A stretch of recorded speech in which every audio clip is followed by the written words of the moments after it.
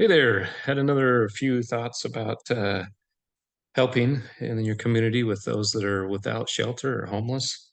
Um, you know, I've taken my son a couple times to go volunteer at the daycare that's being used for those that are homeless. I said in a previous video that they had resources to take care of their children during the day as they're working so they can uh, I have to spend their whole paychecks on daycare.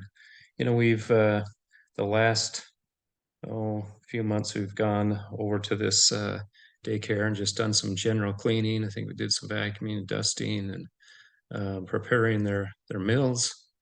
Uh, and I think just a simple little thing, taking time out of our schedule to help those that are in a bad position, doing even something as simple as vacuuming, taking out the garbage, cleaning, and preparing an evening meal for some of those children. I think it had a big impact on my son. He understands that we're really very fortunate to have a house, to have a job that pays the bills, to have a place to sleep at night that's not in the park, and you've got a bed and you've got a furnace that comes on and you've got a shower, you've got a microwave and food that you can go to the pantry for and get whenever you feel like it. We are so blessed. We have no idea how difficult life can be, especially for some of these people that have made bad decisions. And haven't we all made bad decisions? So anyway, I was listening recently to a podcast from a guy that had some very interesting things to say about uh, adversity. And I'll link his book to in the description field of this YouTube. But this is one of his books, Frank McKinney, and he talks about adversity and some of the stuff that he went through in his life. A subtitle: Overcoming Adversity When You're Hanging On by a Thread. It's very interesting as he talked about some of the experiences he had in his life. He talks about kind of being on top of the world. He was a real estate agent. He had gotten into a practice where he would buy and sell real estate, very expensive real estate. He said, uh, I think he was in the Miami area somewhere, and he talked about there was a home that he had bought and flipped that was a $50 million home, the most expensive homes sold on speculation ever for the area. And some professor in the area, I think he's actually was a professor, said something like he made an editorial comment that this guy would be, homeless himself and uh, in a bad way financially because of this decision.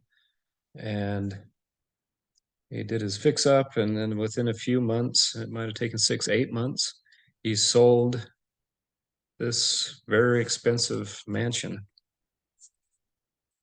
And so he sent this professor, of course, a copy of the check and kind of got some of own uh, his own reward for telling him he could do it when the other guy said he couldn't. Anyway, but he had a life coach, and he called and talked to him, and he said, you know, I just closed the most valuable piece of real estate that's ever been sold in this area. I've made so much money, and I have so much money, and I'm miserable. And the coach said something about, well, it sounds like you need to find your purpose.